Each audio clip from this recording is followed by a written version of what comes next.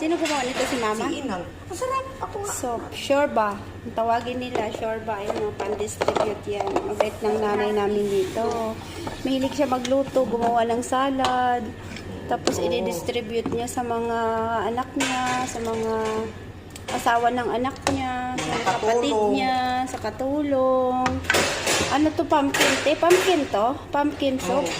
Pumpkin, carrots, saka ano. Tapos yung thermos nila, hindi yan basta-basta lumalamig. Ang ganda ng mga thermos nila dito, te, no? Hindi. Maganda at hindi harara ba? Kasi pag matagalan hanggang gabi, malamig pa rin. Mainit pa din. Yung... Bibili nga ako nito isa. Tagayin ko din ito. Magtitinda ako ng shurba doon at quaker. Yung white shurba. Oo. Kasi di ba ako gumagawa? Ang dami mo nang alam, te, no? Negosyohin ko yan doon dahil kala